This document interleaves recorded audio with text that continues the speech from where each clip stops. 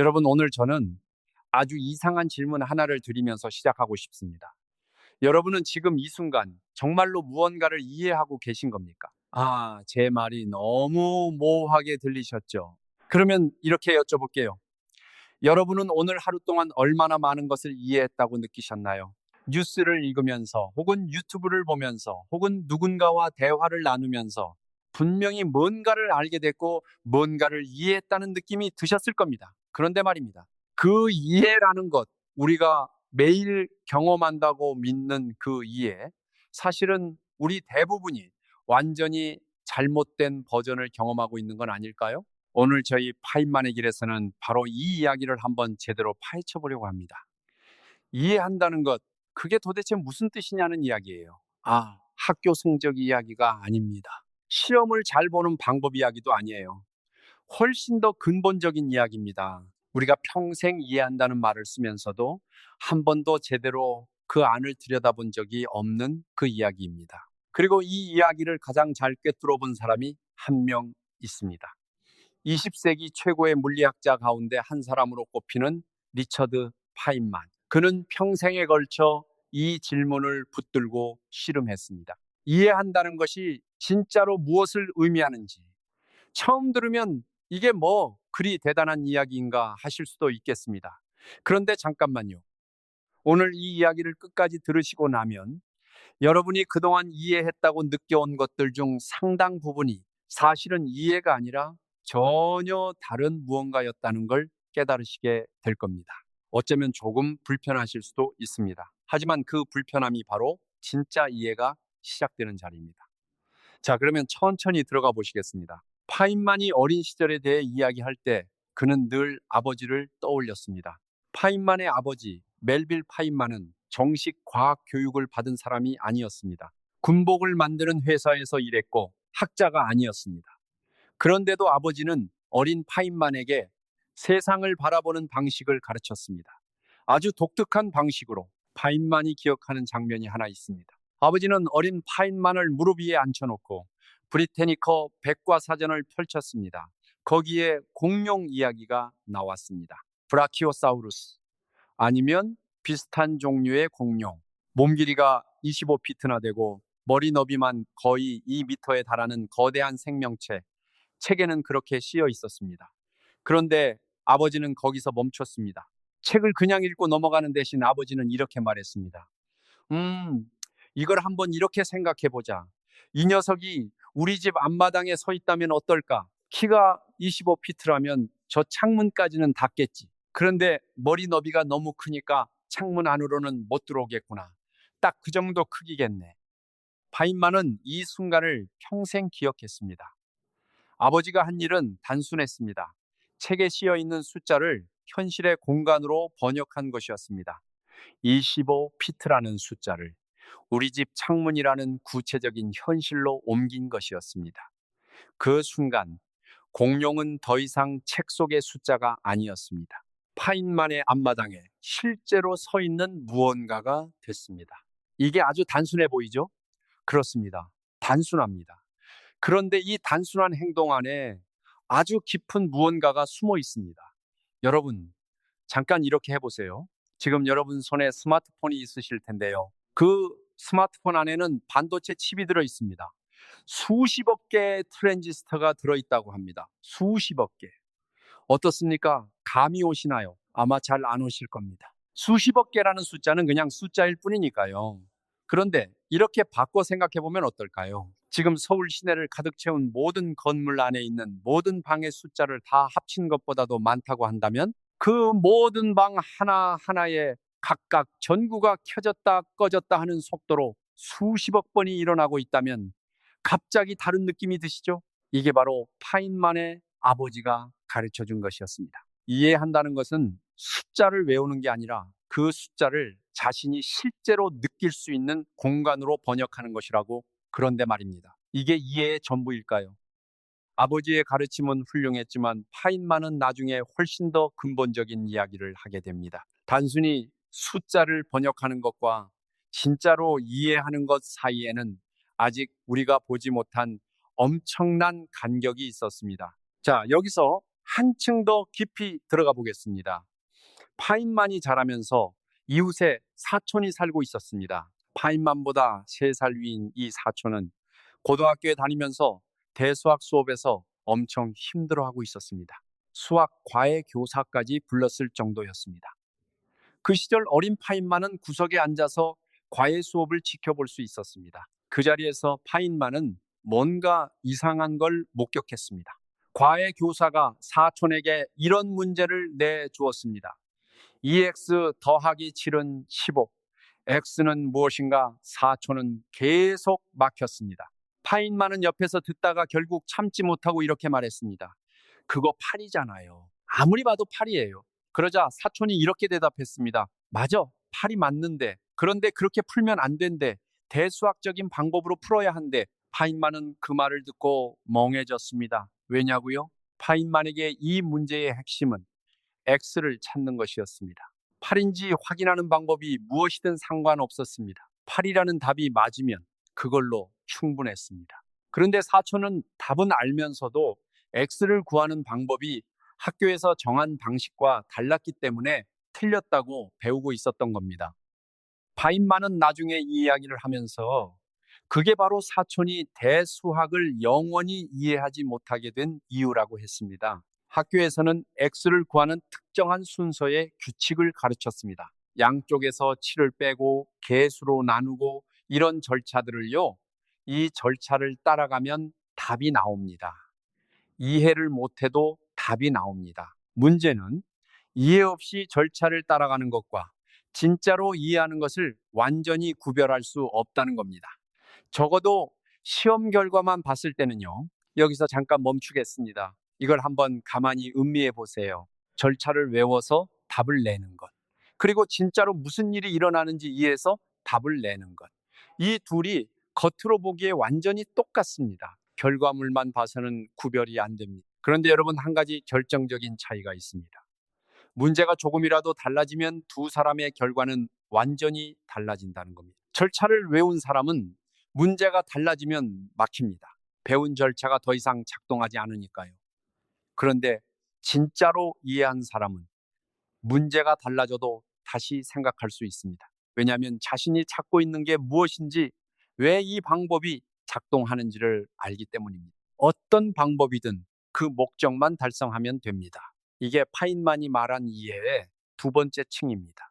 그리고 이건 우리 모두에게 아주 불편한 질문을 던집니다. 우리가 이해했다고 느끼는 것들 중에서 얼마나 많은 것들이 사실은 절차를 외운 것에 가까운 걸까요?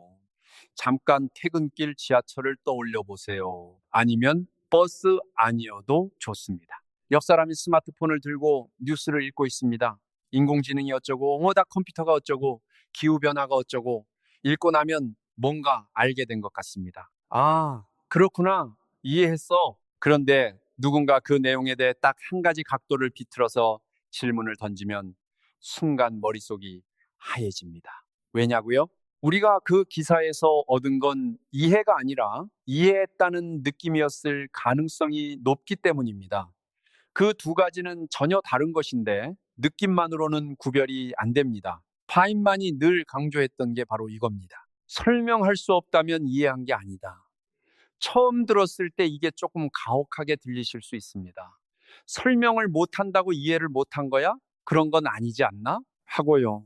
그런데 파인만이 말한 설명할 수 있다는 건 전문 용어를 암송하는 능력이 아닙니다. 여러분 옆집 어르신에게 혹은 초등학생에게 이 개념이 왜 작동하는지를 말로 풀어서 전달할 수 있느냐는 겁니다.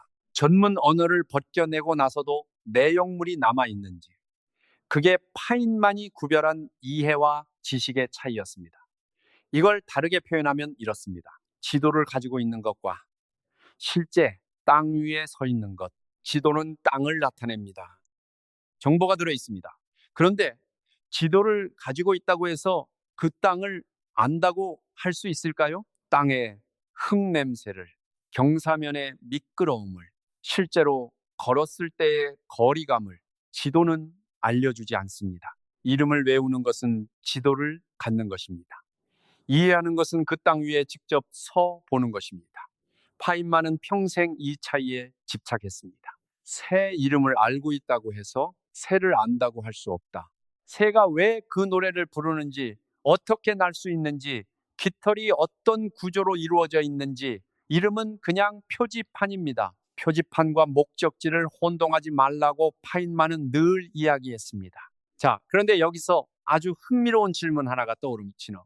우리가 이름과 이해를 이렇게 자주 혼동한다면 그건 우리가 어리석기 때문일까요? 지적으로 게으른 걸까요? 그렇지 않습니다. 전혀 아닙니다. 오히려 그 정반대입니다. 우리의 뇌는 엄청나게 효율적으로 설계되어 있습니다. 이름을 배우면 이름을 가지고 세상을 처리할 수 있습니다. 매번 바닥부터 다시 이해하려 들면 우리는 아무것도 할 수 없을 겁니다. 커피를 마실 때마다 카페인이 세포에서 무슨 일을 하는지 이해해야 마실 수 있다면 아침에 눈 뜨는 것도 힘들 테니까요. 그래서 뇌는 타협을 합니다. 중요한 것들은 이해를 합니다. 그렇지 않은 것들은 이름으로 처리합니다. 이건 합리적인 전략입니다. 문제는 이름으로 처리했다는 사실을 우리가 잊어버린다는 겁니다. 이름을 알게 되면 뇌는 이해를 했다는 느낌을 줍니다. 그 느낌은 진짜 이해를 했을 때와 주관적으로 구별이 안 됩니다. 신경과학에서 밝혀진 바에 따르면 우리의 뇌는 이해의 공백을 상당히 자연스럽게 메웁니다. 모르는 부분이 있으면 아는 부분으로 조용히 채워 넣습니다. 그 과정이 너무 자연스러워서 우리는 공백이 있었다는 것조차 모릅니다. 이해했다고 느끼지만 실제로는 뇌가 번지르르한 표면을 만들어 놓은 것일 수 있습니다.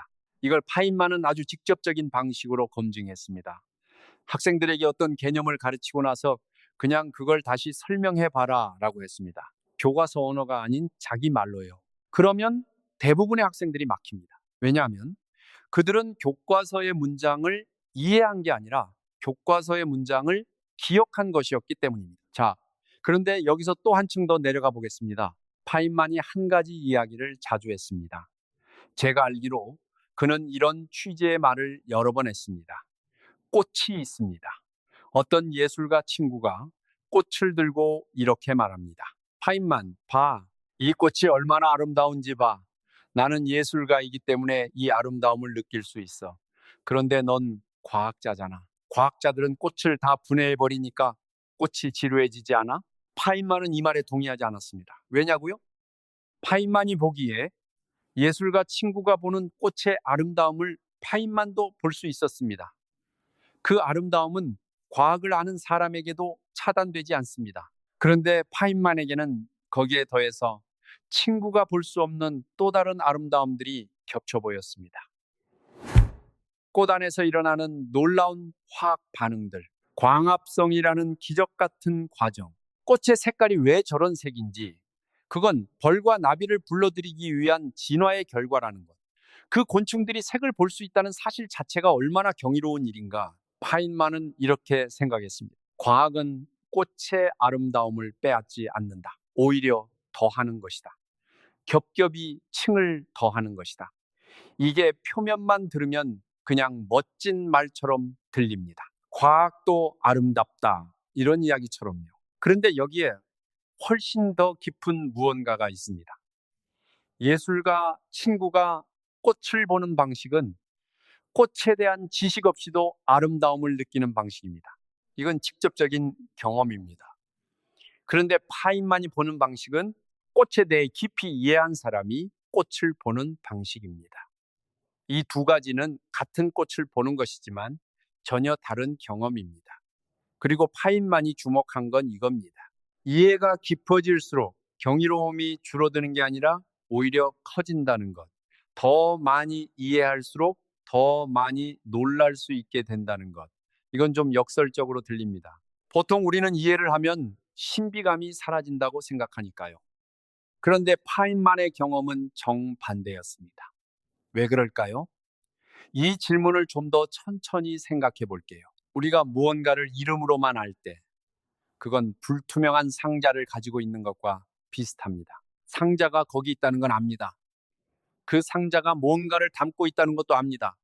그런데 그 안을 볼 수 없습니다. 상자 자체에 대한 궁금함은 일정 정도 이상 커지지 않습니다. 아니, 어차피 안 보이니까요. 그런데 우리가 이해를 시작하면 상자가 투명해지기 시작합니다.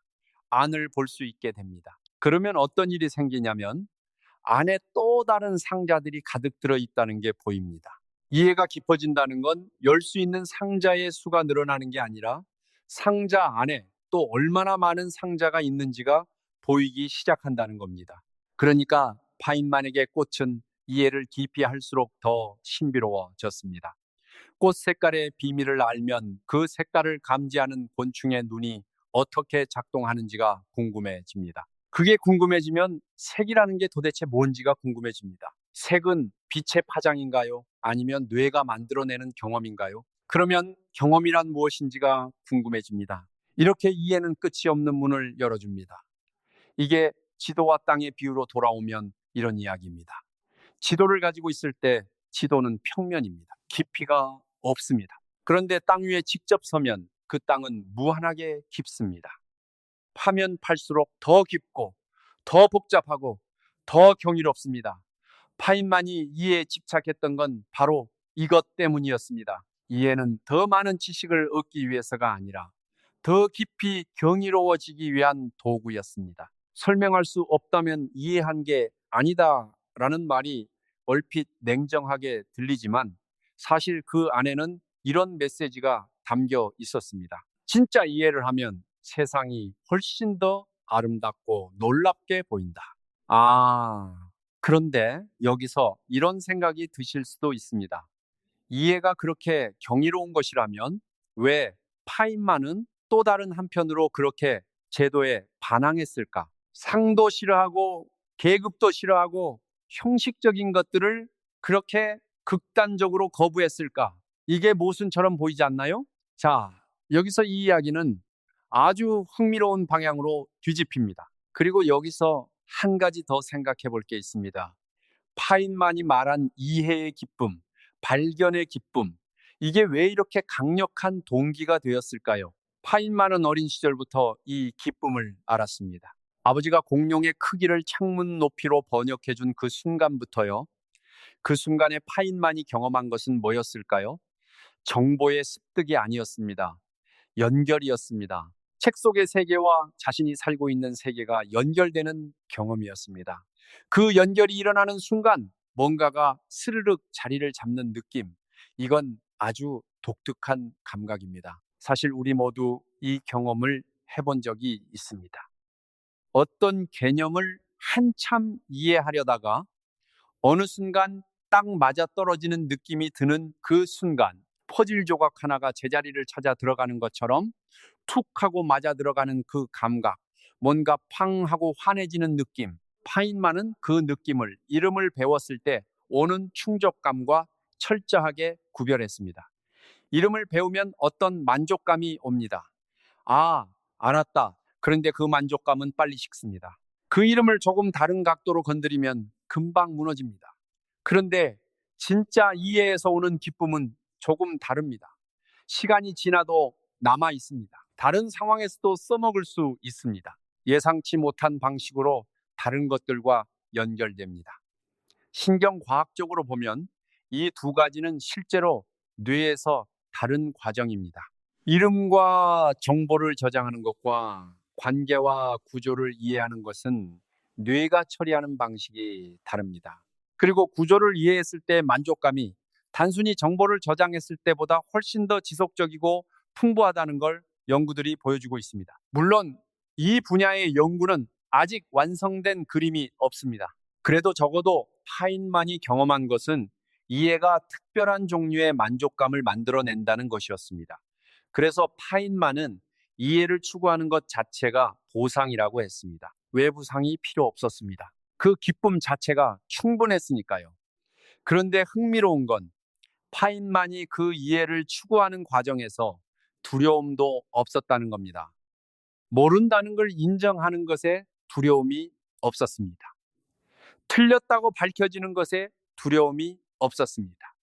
왜냐하면 이해가 목적지가 아니라 과정이라는 걸 알았으니까요. 우리는 종종 모른다고 말하는 것을 두려워합니다. 특히 다른 사람들 앞에서는요, 모른다는 말은 약점처럼 느껴집니다. 이해 못했다는 고백처럼 느껴집니다. 그래서 이름을 알면 이해한 척을 합니다. 지도를 가지고 있으면 땅에 서 있는 척을 합니다. 그런데 파인만에게 모른다는 말은 약점이 아니었습니다. 아직 가보지 않은 땅이 있다는 신호였습니다. 열려있는 문이 있다는 신호였습니다. 그 신호 앞에서 파인만은 불안해하는 대신 기대를 했습니다. 이걸 파인만은 아주 직설적으로 이야기했습니다. 저는 모른다는 말이 편합니다. 왜냐하면 그건 거짓말이 아니기 때문입니다. 이 말이 간단해 보이지만 사실 엄청난 자유를 담고 있습니다. 모른다고 말할 수 있으면 이해를 추구할 수 있습니다. 알고 있다고 가정하면 더 이상 배울 수 없습니다. 지도가 땅이라고 믿으면 더 이상 땅에 가려 하지 않습니다. 이 지점에서 우리는 파인만이 가르쳐준 이해의 역설에 도달합니다. 더 많이 이해할수록 더 많이 모른다는 걸 알게 됩니다. 그런데 그 모름은 공허함이 아닙니다. 더 깊이 들어갈 수 있는 여지입니다. 경이로움이 사는 공간입니다. 아까 꽃 이야기를 했습니다. 파인만은 꽃을 이해할수록 꽃이 더 경이로워졌다고 했습니다. 그 경이로움은 어디서 오는 걸까요? 꽃의 구조를 더 잘 알수록 아직 모르는 것들의 윤곽이 선명하게 보이기 시작합니다. 색깔이 왜 저런지는 알겠는데 그 색깔을 감지하는 곤충의 눈의 세부 구조는 아직 다 모릅니다. 그걸 알기 시작하면 그 구조를 가능하게 하는 생화학적 메커니즘이 궁금해집니다. 그걸 알면 또 다른 것이 궁금해집니다. 이해는 궁금증을 끝내는 게 아니라 더 선명한 궁금증을 만들어냅니다. 불투명한 상자 앞에서 막연하게 궁금한 것과 투명한 상자 안을 보면서 구체적으로 궁금한 것. 이 두 가지는 질이 다릅니다. 파인만이 경험한 경이로움은 두 번째 종류였습니다. 더 많이 알수록 더 구체적으로 경이로워지는 것. 그게 파인만이 평생 물리학을 공부하면서 지치지 않을 수 있었던 이유였을 겁니다. 이해가 깊어질수록 세상이 더 신기해졌으니까요. 자, 그런데 이 이야기를 조금 더 밀어붙여 볼게요. 파인만의 이야기에서 한 가지 흥미로운 장면이 있습니다. 파인만의 아버지가 아들을 키우면서 권위에 대한 생각을 심어준 방식이에요. 아버지는 어느 날 신문에서 군 장성의 사진을 보여줬습니다. 여러 사람들이 그 장성을 향해 경례를 하고 있었습니다. 아버지는 어린 파인만에게 이렇게 물었습니다. 이 사람들은 왜 저 사람에게 저렇게 고개를 숙이는 거일까? 저 사람이 특별히 뭔가를 잘해서가 아니에요. 그냥 이름 때문에, 계급 때문에, 제복 때문에 그러는 거야. 이 이야기가 처음엔 그냥 권위 비판처럼 들립니다. 그런데 이해라는 렌즈로 보면 전혀 다른 이야기가 됩니다. 우리가 지도와 땅을 혼동하는 것처럼 우리는 종종 제복과 능력을 혼동합니다. 학위와 이해를 혼동합니다. 전문 용어와 통찰을 혼동합니다. 이름과 작동을 혼동합니다. 어떤 분야에서 인정받은 사람의 말은 그 말 자체의 논리와 관계없이 권위 있게 들립니다. 어떤 개념이 어려운 용어로 표현되면 그 내용이 더 심오하게 느껴집니다. 어떤 사람이 자신 있게 말하면 그 내용이 더 사실처럼 들립니다. 이게 다 지도와 땅의 혼동입니다. 지도가 화려하고 복잡할수록 땅이 더 진짜처럼 느껴지는 착각. 그런데 실제 땅은 지도의 화려함과 아무 상관이 없습니다. 파인만이 군복과 계급을 불편해했던 건 단순히 형식이 싫었기 때문이 아닙니다. 그 형식이 실제 내용을 판단하는 능력을 방해하기 때문이었습니다. 제복을 보는 순간 우리는 내용을 검토하는 걸 멈춰버립니다. 학위를 보는 순간 우리는 논리를 따라가는 걸 멈춰버립니다. 권위 있는 이름을 보는 순간 우리는 스스로 생각하는 걸 멈춰버립니다. 이 지점에서 파인만의 사촌 이야기가 다시 생각납니다. 사촌이 대수학을 이해하지 못했던 건 사촌이 똑똑하지 않아서가 아니었습니다. 수학 교사가 준 것이 이해가 아니라 절차였기 때문이었습니다. 절차를 따르는 게 수학을 하는 것처럼 보였으니까요. 그리고 그 절차 뒤에 학교라는 권위가 있었습니다. 교사라는 제복이 있었습니다. 그 권위가 절차를 의심하지 못하게 만들었습니다. 파인만은 아버지의 가르침으로 어린 시절부터 이걸 알았습니다. 권위가 아니라 내용을 봐라. 제복이 아니라 그 사람이 실제로 뭘 하는지를 봐라. 하기가 아니라 그 사람이 정말로 설명할 수 있는지를 봐라. 그러니까 파인만이 노벨상을 불편해했던 건 오만 때문이 아니었습니다. 상이라는 외부의 지도가 그 연구 자체라는 땅을 가릴 수 있다는 걸 알았기 때문입니다. 상을 받은 이후로 파인만의 말은 이전과 똑같은 말이어도 더 크게 들릴 겁니다. 그 증폭이 내용의 무게 때문이 아니라 상의 무게 때문이라면 그건 이해를 방해하는 겁니다. 파인만에게 정직한 지식인이란 자신의 이해를 외부 권위로부터 독립적으로 유지할 수 있는 사람이었습니다. 학교가 이렇게 하라고 했어도 왜 그렇게 하는지를 묻는 사람, 모두가 그렇게 생각해도 그게 정말 맞는지를 따져보는 사람, 그게 파인만이 생각한 진짜 이해를 하는 사람이었습니다. 이 이야기 여러분은 일상에서 어느 자리에서 느끼시나요? 아무래도 우리 모두 무의식 중에 지도에 의지해서 땅을 판단하는 순간들이 있을 겁니다. 이건 비판이 아닙니다. 어쩌면 그게 더 편리할 때가 있으니까요. 그런데 파인만의 이야기가 주는 작은 선물은 그 편리함을 잠깐씩이라도 내려놓을 수 있는 용기입니다. 이해했다는 느낌이 드는 자리에서 잠깐 멈추고 이렇게 물어보는 용기. 나는 지금 지도를 보는 건가? 땅 위에 서 있는 건가? 파인만은 노벨 물리학상을 받았습니다. 양자전기역학이라는 분야에서 이룬 업적으로요. 그런데 그가 노벨상을 받은 소감에 대해 이야기할 때 그는 뭔가 이상한 말을 했습니다. 그는 상이 불편하다고 했습니다. 훈장이 불편하다고 했습니다. 명성이 불편하다고 했습니다. 스웨덴 아카데미가 이 연구가 충분히 가치 있다고 판단한 것, 그 판단 자체가 뭔가 이상하다고 했습니다. 왜냐하면 파인만에게 이미 보상은 받았다고 느꼈으니까요. 그 보상이 뭐였을까요? 파인만은 이렇게 말했습니다. 진짜 보상은 발견의 기쁨이었다. 뭔가를 알아내는 그 순간의 쾌감, 다른 사람들이 그 발견을 실제로 사용하는 것을 보는 기쁨, 그게 이미 충분했다. 처음 들으면 이게 겸손한 척하는 말처럼 들릴 수도 있습니다.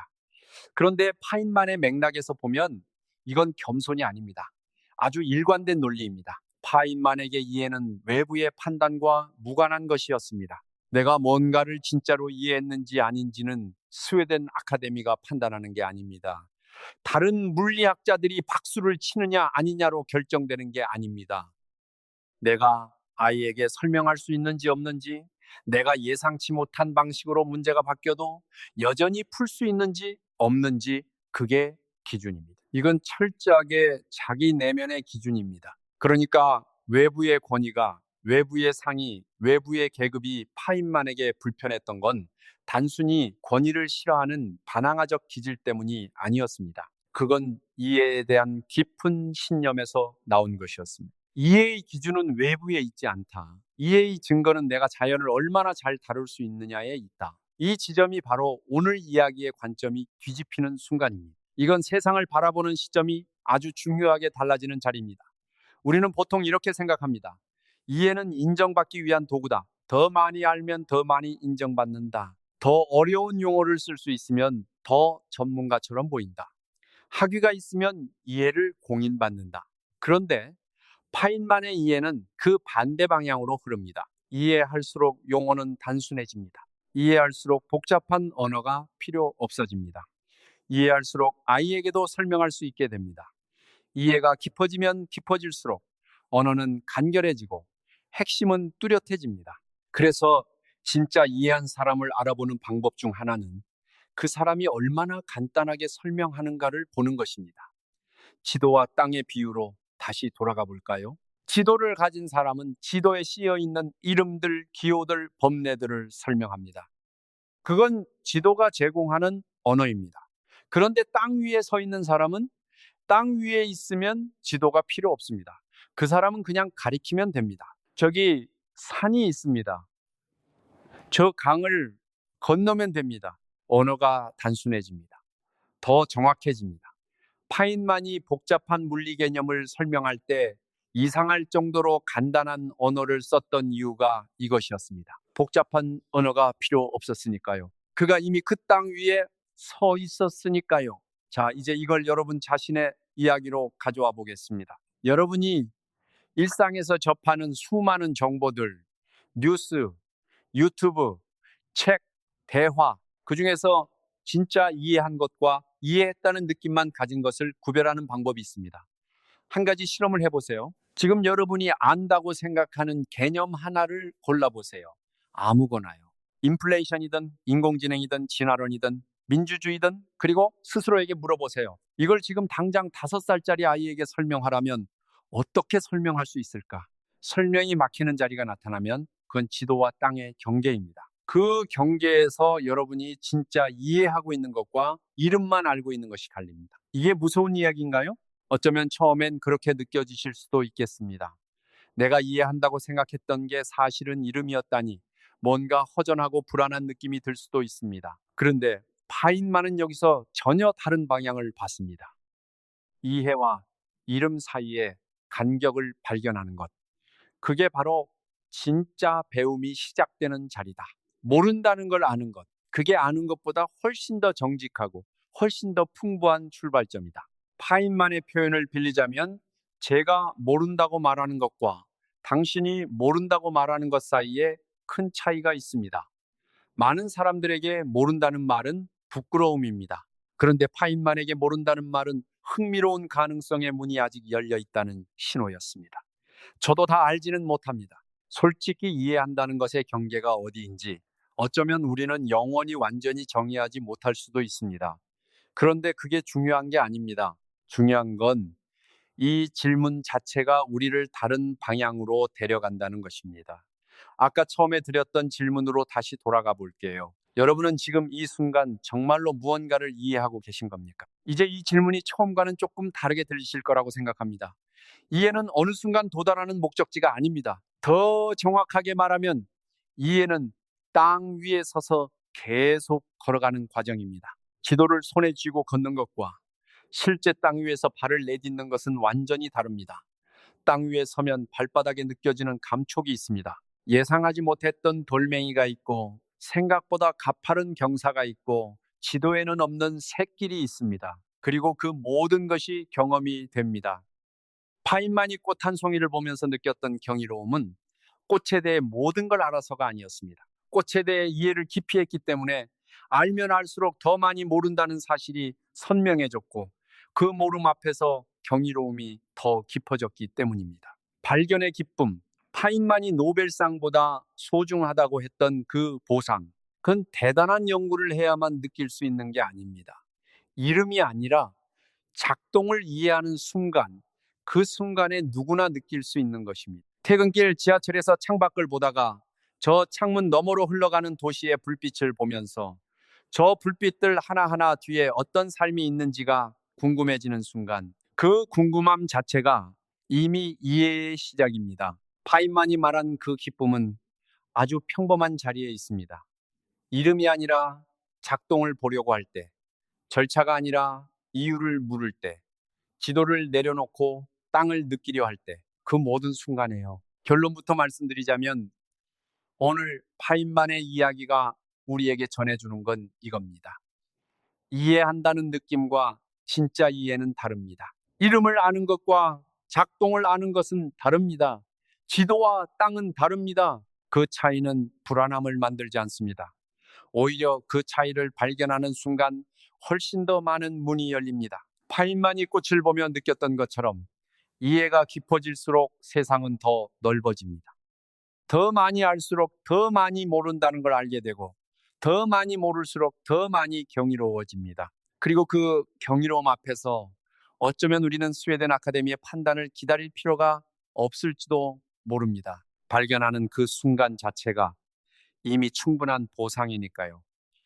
오늘 이 이야기 여러분께 어떻게 닿으셨는지 모르겠습니다. 한 가지만 여쭤보고 싶습니다. 오늘 하루가 끝나기 전에 여러분이 오래도록 안다고 생각해 온 것 하나를 처음 보는 것처럼 한 번만 다시 들여다봐 주시겠어요?